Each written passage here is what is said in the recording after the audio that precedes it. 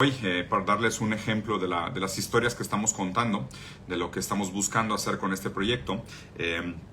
Ayer fuimos a visitar un equipo de fútbol de niñas aquí en África. Eh, Sobre todo porque África empezó un proyecto con el fútbol y la verdad es que son muchas iniciativas como pequeñas, iniciativas individuales, de pequeños grupos y organizaciones, o sea, pocas cosas. O sea, la verdad es que la estructura organizacional, sobre todo política, aquí es un caos. La estructura privada es profundamente explotadora, o sea, es indignante realmente las cosas que he escuchado, las cosas que he visto. Sobre la política se puede decir muy poco, porque la verdad es que también hay muchísima corrupción.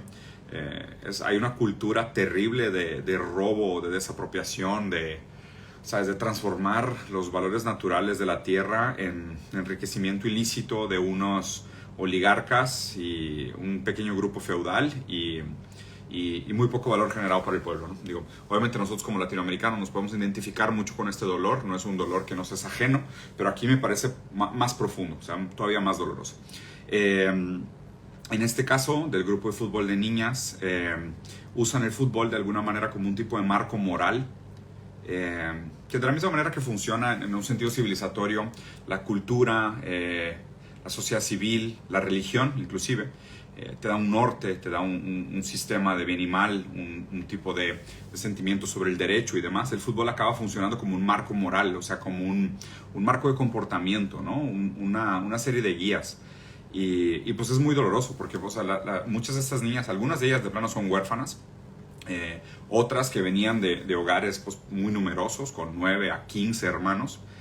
Casi todas ellas, en el momento que empezaron a jugar fútbol, sufrieron algún tipo de abuso o violencia, si no es que ambas cosas, porque los papás no querían que jugara fútbol, porque además ven como casi una responsabilidad de que las mujeres empiecen una familia, y definitivamente ahí hay un papel no solo de este preestablecimiento de los roles por género, sino también un asunto financiero muy grande, porque la hija al casarse se va de la casa y el padre ya no tiene que hacerse cargo de la responsabilidad financiera de las hijas. Entonces, cuando la hija decide jugar fútbol, se crea un tipo de pues, codependencia financiera, ¿no? Y si de por sí los recursos ya son escasos, pues lo último que quieres es que tus hijos se queden en la casa y no hagan sus tareas en la casa, no se pongan a trabajar porque están entrenando fútbol. Entonces, pues todas estas niñas que decidieron jugar fútbol, pues tuvieron que enfrentarse pues, a una situación sumamente adversa en sus casas. El factor positivo que tiene el fútbol para estas niñas es que para ellas, y está bien interesante cómo se constituye, ¿no? Porque, o sea, por más que sea una lectura sintomática, casi como si fuera un callo, o sea, no que sea la respuesta correcta, acaba provocando una serie de situaciones interesantes, como por ejemplo, las chicas me decían en las entrevistas de que no, pues es que como juego fútbol, no me quiero embarazar, porque si me embarazo ahorita se comprometería mi carrera como futbolista. Entonces eso fue lo que me llamó mucho la atención, porque sí acaba funcionando como un marco moral, como un tipo de ley, en un sentido paternal, superegoico, o sea, se constituye un sistema, un estatuto de leyes, de normas, y ellas, al ser huérfanas o al no tener una estructura moral o superegoica, que las rige, que las constituye, encuentran este sistema arquetípico en el fútbol. Y es bien interesante porque, a ver, lejos de ser el mejor, o sea, lejos de decir que el fútbol eduque a las niñas en África, lejísimos. O sea, me parece absurdo decir que esta responsabilidad le compete a un deporte, a un entrenador, a un coach que tenga que, ¿sabes? Decirle a las chicas de que no, es que tienen que mantener disciplina y vengan a entrenar temprano porque así van a poder construir sus vidas y van a poder ser más consistentes en sus resultados. Cuando es de que, güey, o sea, están usando una estructura tan enclenque como el fútbol, con todas sus fallas, con todas sus peculiaridades y sus carencias, para tratar de mantener a estas chicas que están abandonadas o sufriendo violencia o negligencia por lo menos de sus familias, que no tienen un colchón social sobre el cual apoyarse, para así evitar problemas como violencia, drogadicción o embarazo juvenil. Entonces, pero pues digo, pues obviamente beggars can be choosers, ¿no? O sea, los que piden, los que suplican no pueden escoger. Entonces esa es la situación en la que ellas viven y pues a fin de cuentas supongo que es el menos peor de los males y de nuevo acaba siendo un molino de carne porque pues Pues estamos hablando de equipos de 15, 20 chavas, pues en un continente entero. Definitivamente no es una solución ni viable ni escalable en el menor de los sentidos. O sea, no sueño por ningún segundo romantizarlo y decir que esto es lo que se debería hacer, o que hay una escalabilidad, o que hay un gran aprendizaje hermoso, sino que pues es como que, pues güey, si dependemos del fútbol para salvar a las niñas de África del embarazo juvenil, es que estamos jodidísimos. Es que estamos, pero profundamente jodidos, ¿no?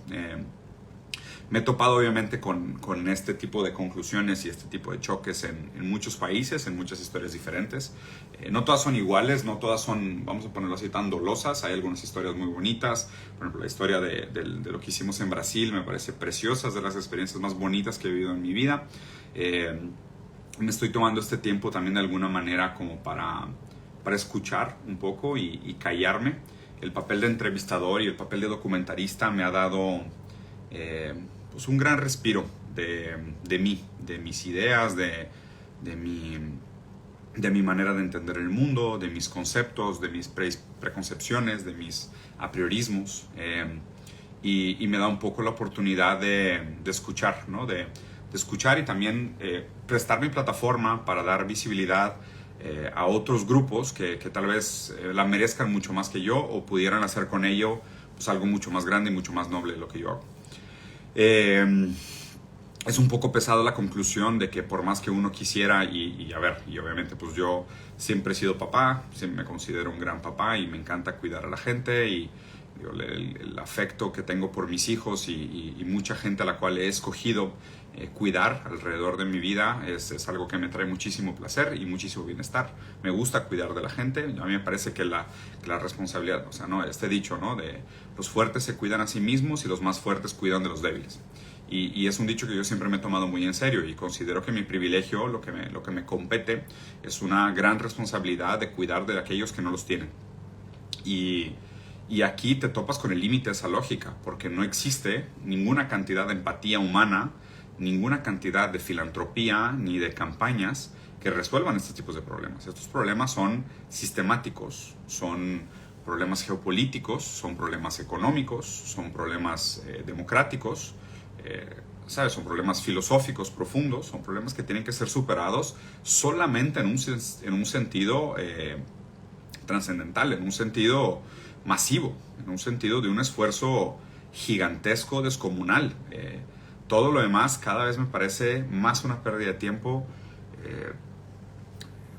más un insulto a la inteligencia, si es que no son actores de mala fe.